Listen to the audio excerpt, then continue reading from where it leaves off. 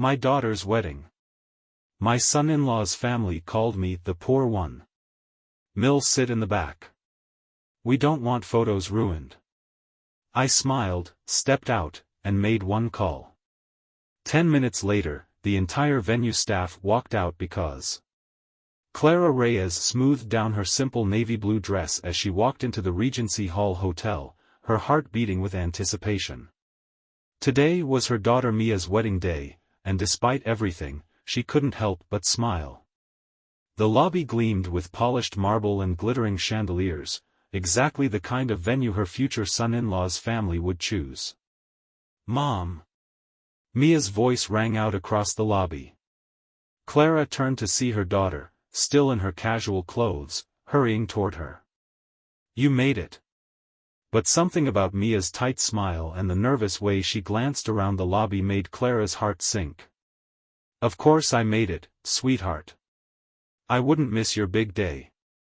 Clara reached out to hug her daughter, but Mia stepped back slightly, her hands twisting together. Mom, I need to tell you something, Mia began, her voice faltering. Daniel's family, they've made some changes to the seating arrangements. Clara's stomach tightened. She had been half expecting this ever since Daniel's mother, Evelyn Harrington, had taken over the wedding planning. What kind of changes? They've moved you to the back table, Mia said quickly, the words tumbling out. Near the kitchen entrance. Evelyn says it's because of the photographer setup, but, she trailed off, her eyes refusing to meet her mother's. Before Clara could respond, a sharp voice interrupted. Mia! What are you doing down here? We need you in the bridal suite immediately. Evelyn Harrington swept across the lobby, her heels clicking against the polished floor with the confidence of someone who always got her way. Her sharp eyes scanned Clara with a flicker of disdain. Oh. You're here, Evelyn said flatly. Clara straightened her spine. Hello, Evelyn. The hotel looks wonderful. Evelyn's lips curved into a tight smile. Yes, well, we wanted everything to be perfect for Daniel and Mia. Speaking of which, she turned to Mia. Darling, your hair appointment was scheduled for 10 minutes ago. You don't want to keep everyone waiting. Mia hesitated, her gaze flitting between her mother and her future mother-in-law. Mom, I'm sorry about. Go on, Clara said gently, her smile unwavering. It's your day. Don't worry about me. As Mia hurried away, Evelyn's facade dropped. Listen, she said in a low, icy tone, I know Mia insisted on inviting you, but let's be clear, you don't belong here. The Harringtons have a reputation to uphold. Clara's voice was calm but steady. I'm here for my daughter. Yes, and you can support her, from the back of the room. We don't need your modest background ruining the wedding photos. I'm sure you understand. Evelyn's smile was as sharp as her words. Oh, and we've arranged for the staff meals to be served at your table. It seemed appropriate. With that, Evelyn turned on her heel and strode away, leaving Clara alone in the bustling lobby. For a moment, Clara allowed herself to feel the sting of humiliation. She thought about the extra shifts she'd worked at the hospital as a nurse to help pay for Mia's education. She remembered the late nights spent quizzing Mia for her medical school entrance exams, her heart swelling with pride when her daughter was accepted. Now, Mia was marrying into the Harrington family, wealthy owners of one of the largest hospital networks in the region, and suddenly, Clara's years of sacrifice seemed invisible. Clara made her way to the ballroom where the wedding would take place. The room was breathtaking. Crystal chandeliers sparkled overhead, lush flower arrangements graced every table, and a string quartet tuned their instruments in the corner. Yet as she approached the back of the room, her eyes fell on her assigned table. It was partially hidden behind a pillar, next to the swinging kitchen doors. Mrs. Reyes? A young woman in a hotel staff uniform approached her, looking slightly hesitant. I'm Tessa from Event Services. We were told you'd be seated here. Clara nodded, noticing the pity in Tessa's expression. That's right. The thing is, Tessa hesitated, lowering her voice. We all know who you are. My brother was treated at County General last year during that awful pile-up on the highway. He said a nurse stayed past her shift, working hours to help everyone, even after her feet were swollen and her voice was hoarse.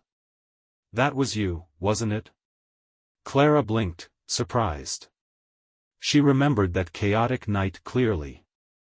She had worked until she could barely stand, determined to make sure every patient received the care they needed. I just wanted to say, Tessa continued, her voice soft, we think it's wrong how they're treating you. If you need anything, anything at all, just ask. The whole staff here is on your side. Clara smiled at the young woman's sincerity. Actually, Tessa, she said, a small but purposeful smile forming, there is something you could help me with. But first, I need to make a call. Clara pulled out her phone and stepped away from the commotion. As she dialed a number, her gaze shifted to the center of the ballroom, where Evelyn Harrington was barking orders to the staff, her arms gesturing wildly over some minor detail. Hello, Victor. It's Clara Reyes. Remember that favor you owe me? I think it's time to cash it in. The next 2 hours were a blur of activity. Clara watched quietly from her corner as the ballroom filled with elegantly dressed guests. The Harrington family greeted each arrival with air kisses and over-the-top smiles, until their eyes flicked toward Clara's table. Is that her? Clara overheard one guest whisper to Evelyn. The nurse? Evelyn responded just loud enough for Clara to hear. Yes, unfortunately. But don't worry, we've kept her tucked away. We can't let her ruin Daniel's big day. Clara glanced at her watch. It was almost time. The first sign that something was amiss came when Tessa and 3 other servers stopped mid-service and began removing their uniforms, revealing casual clothes underneath. Where are you going? Evelyn demanded, her voice sharp with irritation. We quit, Tessa said simply, holding her head high. Before Evelyn could respond, more staff began following suit. Bartenders packed up their supplies. Valet attendants abandoned their posts.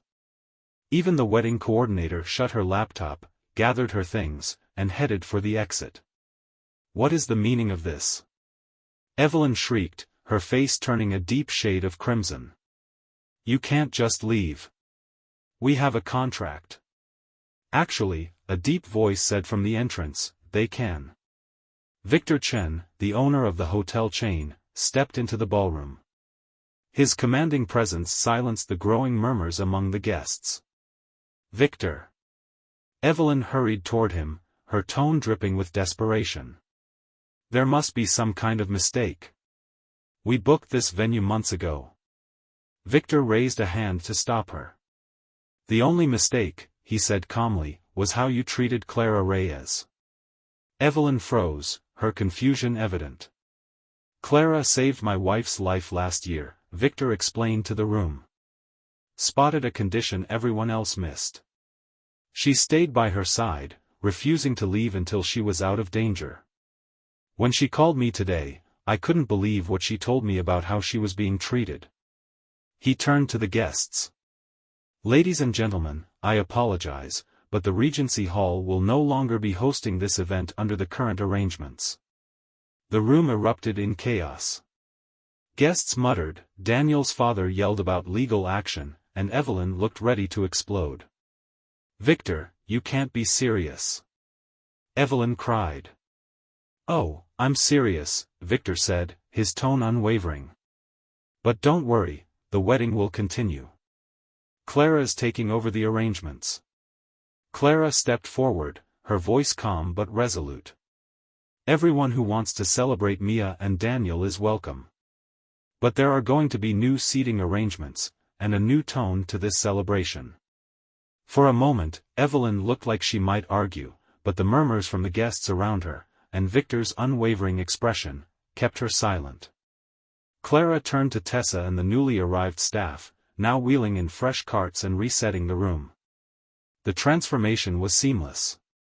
Guests were soon ushered to new tables, including Evelyn and her husband, who found themselves seated near the kitchen doors. Clara smiled inwardly at the irony but remained focused on the bigger picture. Mia and Daniel, who had been watching the unfolding events in stunned silence, finally approached Clara. "Mom," Mia's voice wavered as she took her mother's hands. "I had no idea any of this was happening. I should have said something sooner." Clara gave her daughter a reassuring smile. "It's okay, sweetheart. This is still your day, and I didn't want to overshadow it."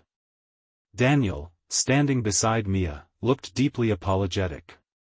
"Mrs. Reyes, I'm so sorry for the way my parents treated you. I should have stood up for you and Mia." "It's never too late to do the right thing," Clara replied warmly. "Let's focus on moving forward. This is your wedding day. Let's make it one to remember, for the right reasons." With the tension dissipating, the ceremony resumed. Mia and Daniel exchanged heartfelt vows in front of their guests, and when they kissed, the room erupted in applause. Clara sat in the front row, tears in her eyes, filled with pride as she watched her daughter begin a new chapter. The reception carried on well into the evening, and the atmosphere had shifted entirely. Guests who had once seemed stiff and judgmental now mingled freely, engaging in genuine conversations. Many approached Clara, eager to talk about her work and the impact she'd made on her community. At a small table in the corner, Evelyn and her husband sat quietly, their usual air of superiority gone.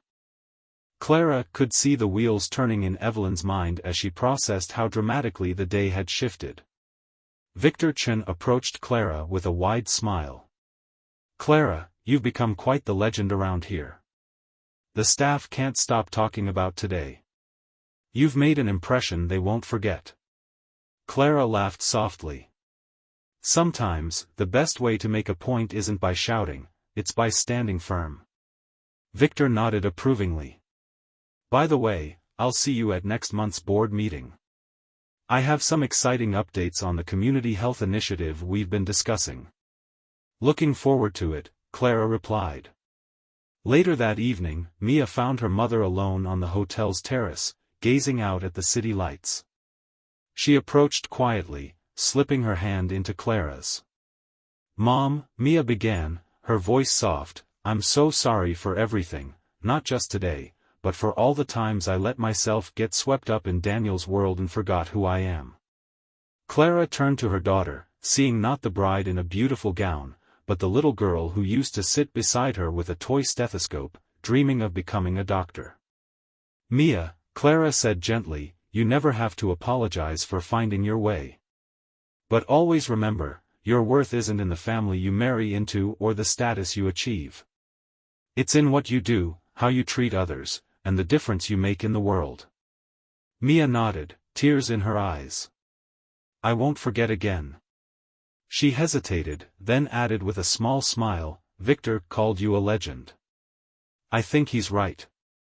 Clara laughed, pulling Mia into a hug. "Let's not get carried away." "Why not?"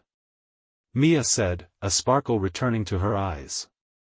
"After today, I think anything is possible." They stood together, mother and daughter, looking out at the twinkling skyline. Clara felt a deep sense of peace.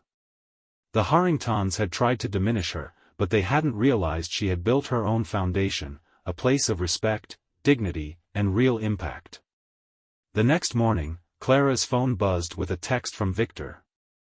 "You've set the gold standard for standing tall. The staff is still talking about it. Bravo." Clara smiled as she typed her reply. Sometimes, the best revenge isn't revenge at all, it's staying true to yourself and letting others see your worth. As she set her phone down, Clara reflected on everything that had brought her to this moment. Years of hard work, quiet dedication, and unshakable integrity had built a legacy that no amount of arrogance or snobbery could undermine. And as she prepared for another day at the hospital, Clara knew this much for sure: the greatest victory wasn't proving others wrong, it was proving herself right. Thank you for watching the video. Subscribe and turn on notifications to be the first to have radish and real stories with you. Have a great day.